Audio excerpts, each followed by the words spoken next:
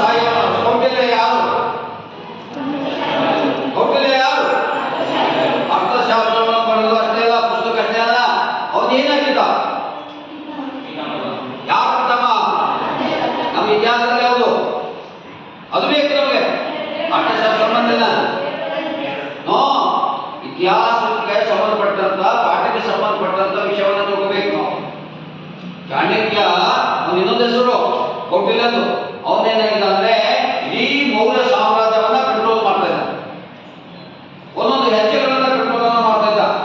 ಅವನ ಸಂಪೂರ್ಣವಾದಂತಹ ಸಹಾಯ ಸಹಕಾರದಿಂದಲೇ ಮೌರ್ಯ ಸಾಮ್ರಾಜ್ಯವನ್ನ ಕಟ್ಟಿ ಬೆಳೆಸಿದಂತ ಕೀರ್ತಿ ಒಬ್ಬ ಚಂದ್ರಗುಪ್ತ ಮೌರ್ಯಂದು, ಇನ್ನೊಂದು ಕೌಟಿಲ್ಯಂದು.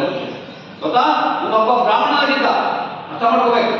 ಆದ್ರೂ ಕೂಡ ಇವನೊಬ್ಬ ಏನಾಗಿದ್ದ, ಕ್ಷತ್ರಿಯ ರೀತಿಯಾಗಿ ಕೆಲಸವನ್ನು ಮಾಡ್ತಾ ಇದ್ದ. ಇವನು ಚಾಣಕ್ಯ ನೀತಿಯಿಂದ ಕೆಲಸವನ್ನ ಮಾಡ್ತಾ ಇದ್ದ. ಗೊತ್ತಾಯ್ತಾ? ಹಾಗಾಗಿ ಇವರು ಯಾವ ಮನೆತನವನ್ನ ಸೋಲಿಸಿ, ಯಾಕಂದ್ರೆ ಇನ್ನೊಂದು ಮನೆತನ ಕಟ್ಟಬೇಕಾದ್ರೆ ಇನ್ನೊಂದು ಮನೆತನ ಸೋಲಿಸಬೇಕಾಗ್ತದೆ. ಆದ್ರೆ ಇತಿಹಾಸದಲ್ಲಿ ಯಾವ ಮನೆತನವನ್ನು ಸೋಲಿಸಿ ಮೌರ್ಯ ಸಾಮ್ರಾಜ್ಯವನ್ನು ಸ್ಥಾಪನೆ ಮಾಡಿದ ಹೇಳಿ? ಯಾವ ಮನೆತನವನ್ನು ಸೋಲಿಸಿದ? ಚಂದ್ರಗುಪ್ತ ಮೌರ್ಯ ಯಾವ ಮನೆತನವನ್ನ ಸೋಲಿಸಿ ಸಾಮ್ರಾಜ್ಯವನ್ನು ಕಟ್ಟಿಕೊಂಡ?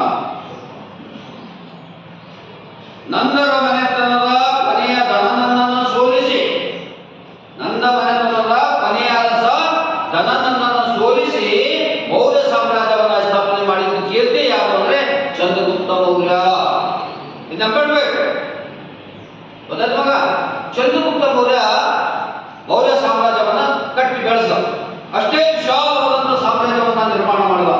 ಅಷ್ಟೇ ಅಲ್ಲ, ಅಷ್ಟೇ ತನ್ನ ಜೀವನದ ಕೊನೆಯ ಹಂತಗಳು ಹೇಗೆ ಗೊತ್ತಾ? ಒಬ್ಬ ರಾಜನಾದರೂ ಕೂಡ ಸಾಮಾನ್ಯ ಕಳೆಯಲಿಲ್ಲ ಮಕ್ಕಳೇ.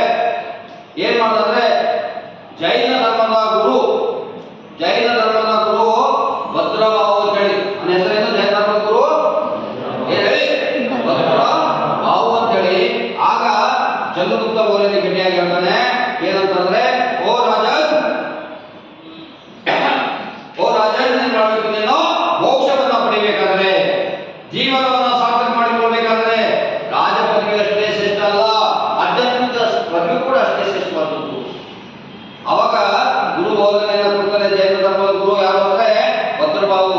ಆಗ ಅವನ ಮಾತಿಗೆ ಮಹತ್ವವನ್ನು ಕೊಟ್ಟು, ಗುರುವಿನ ಮಾತಿಗೆ ಮಹತ್ವವನ್ನು ಕೊಟ್ಟು ಚಂದ್ರಗುಪ್ತ ಮೌರ್ಯ ಏನ್ ಮಾಡ್ತಂದ್ರೆ ನೇರವಾಗಿ ಕರ್ನಾಟಕಕ್ಕೆ ಆಗಮಿಸಿ, ಕರ್ನಾಟಕಕ್ಕೆ ಆಗಮಿಸಿ ಯಾವುದು ಅಂದ್ರೆ ಶ್ರಾವಣ ಬೆಳಗೊಳದಲ್ಲಿ ಬಂದು ಸಲ್ಲೇಖನ ವರ್ತವನ್ನು ಕೇಳ್ಕೊತಾರೆ. ಸಲ್ಲೇಖನ ವರ್ತ ಜೈನ ಧರ್ಮ ಪ್ರಕಾರ. ಆಗ ಅವನ ಹೆಸರಲ್ಲಿ ಇಂದಿಗೂ ಕೂಡ ಚಂದ್ರಗಿರಿ ಬೆಟ್ಟ ಅಂತ ಹೇಳಿ ನಾವು ಕರ್ನಾಟಕದಲ್ಲಿ ಶ್ರಾವಣ ಬೆಳಗೊಳದಲ್ಲಿ ಕಾಣುತ್ತೇವೆ. ತನ್ನ ಕೊನೆ ದಿನಗಳನ್ನ ಚಂದ್ರಗುಪ್ತ ಮೌರ್ಯ ಎಲ್ಲಿ ಕಳೆದಾಗ ನಮ್ಮ ಕರ್ನಾಟಕದ ಶ್ರಾವಣ ಬೆಳಗೊಳದಲ್ಲಿ ಕಳೆದ ಅನ್ನೋದನ್ನ ನಾವು ತಿಳ್ಕೊಬೇಕು. ಇದನ್ನು ಆದ ನಂತರ ನಮ್ಮ ಮಗ ಯಾರು ಅಂದ್ರೆ ಬಿಂದುಸಾರ ಅಷ್ಟು ಸಾಧನೆ ಮಾಡಲಿಲ್ಲ. ಹಾಗಾಗಿ ಇತಿಹಾಸದಲ್ಲಿ ಕೂಡ ಅಷ್ಟು ಸಾಧನೆಯ ಕೆಲಸಗಳು ನಾವು ಓದಲು ಸಾಧ್ಯ ಇಲ್ಲ. ಆದರೂ ಕೂಡ ನಂತರ ಚಂದ್ರಗುಪ್ತ ಮೌರ್ಯನ ಮೊಮ್ಮಗ ಯಾರು ಅಂದ್ರೆ ಸಾಮ್ರಾಟ್ ಅಶೋಕ ಅಂದ್ರೆ ಶಕ್ತಿ. ಗೊತ್ತಾ? ಇಂದಿಗೂ ಕೂಡ ನಾವು ಅಶೋಕ ಚಕ್ರದಲ್ಲಿ ನೋಡ್ತೇವೆ. ಹೀಗಾಗಿ ಅಶೋಕ ಅಂದ್ರೆ ಯಾಕೆ ಅಶೋಕನನ್ನ ಗ್ರೇಟ್ ವ್ಯಕ್ತಿ ಅಂತ ಹೇಳ್ತೇವೆ ಅಂದ್ರೆ, ಒಬ್ಬ ಸಾಮ್ರಾಟನಾದರೂ ಕೂಡ ಇಡೀ ತನ್ನ ಜೀವನವನ್ನ ಎದಕ್ಕಾಗಿ ಕಾಣೋದು ಅಂದ್ರೆ ಈ ಸಮಾಜದ ಕಲ್ಯಾಣಕ್ಕಾಗಿ, ಮಾನವ ಕಲ್ಯಾಣಕ್ಕಾಗಿ, ಮಾನವನ ಉದ್ಧಾರಕ್ಕಾಗಿ ಇಡೀ ತನ್ನ ಜೀವನವನ್ನ, ತಾನನ್ನ, ತನ್ನ ಮಕ್ಕಳನ್ನ, ಮೊಮ್ಮಕ್ಕಳವರೆಗೆ ತಮ್ಮ ಸೇವೆಯನ್ನ ಈ ಭಾರತ ಭೂಮಿಗೆ ವಿಶೇಷವಾದಂತಹ ಕೊಡುಗೆ ಕೊಟ್ಟಿದ್ದು ಯಾರಂದ್ರೆ ಸಾಮ್ರಾಟ್ ಅಶೋಕ. ಹಾಗಾಗಿ ಏನ್ ಮಾಡ್ತಾರೆ, ಅಶೋಕ ಯುದ್ಧವನ್ನ ಮಾಡ್ದ. ಕಳಿಂಗ ಯುದ್ಧವಾಯಿತು. ಕಳಿಂಗ ಯುದ್ಧದಲ್ಲಿ 1.5 ಲಕ್ಷ ಜನ, ಅನೇಕ ಜನ ಏನ್ ಮಾಡಿದ್ರು ಅಂದ್ರೆ ಸುಮಾರು ಲಕ್ಷ ಜನ ಪ್ರಾಣವನ್ನು ಕಳ್ಕೊಂಡ್ರು. ಅನೇಕ ಜನ ಅಂಗವಿಕಲರಾದರು. ರಕ್ತವನ್ನು ಹರಿದ್ರು ನೋಡಿ ಸಾಮ್ರಾಟ್ ಅಶೋಕ, ಓ ದೇವರೇ, ನಾನು ಅದಕ್ಕಾಗಿ ಯುದ್ಧವನ್ನು ಮಾಡಿದೆ, ಇಂಥ ನರಳು, ನೋವು, ದುಃಖ, ಈ ರಕ್ತವನ್ನು ನೋಡಿ ಅಶೋಕನಿಗೆ ಪರಿಣಾಮ ಆದ್ರು. ಓ ಬೇಡ, ಈ ಯುದ್ಧವನ್ನೇ ಬೇಡ, ನಾನು ಯಾವ ಯುದ್ಧವನ್ನು ಮಾಡಬೇಕು? ಮಾನವ ಕೊಲೆ ಮಾಡೋ ಯುದ್ಧ ಬೇಡ, ಮಾನವನ ಹತ್ಯೆಯನ್ನು ಮಾಡೋ ಯುದ್ಧವನ್ನು ಬೇಡ, ಮಾನವ ಪ್ರಾಣವನ್ನು ತೆಗೆದುಕೊಳ್ಳುವ ಯುದ್ಧವನ್ನು ಬೇಡ. ನಾನು ಯುದ್ಧವನ್ನು ಮಾಡಬೇಕು ಅಂದ್ರೆ ಬೌದ್ಧ ಧರ್ಮದ ಸಿದ್ಧಾಂತದ ಪ್ರಕಾರ ಮಾನವ ಕಲ್ಯಾಣವನ್ನು ಮಾಡಬೇಕು, ಮಾನವನ ಉದ್ಧಾರವನ್ನು ಮಾಡಬೇಕೆಂದ್ರೆ ಬೌದ್ಧ ಧರ್ಮದ ಸ್ವೀಕಾರ ಮಾಡಿದ ನಂತರ ಇದೆಯೋ ಇಡೀ ಜಗತ್ತಿನ ತುಂಬಾ ಬೌದ್ಧ ಧರ್ಮ ಪ್ರಚಾರಕ್ಕೆ ಮುಂದಾದ. ಅವಾಗ ಏನ್ ಮಾಡಿದ, ತನ್ನ ಸಾಮ್ರಾಜ್ಯದಲ್ಲಿ ಬೌದ್ಧ ಧರ್ಮಕ್ಕೆ ಮಹತ್ವವನ್ನು ಕೊಟ್ಟು ಅನೇಕ ಬಂಡೆಗಳ ಮೇಲೆ, ಶಿಲಾಶಾಸನಗಳ ಮೇಲೆ ಶಾಸನವನ್ನು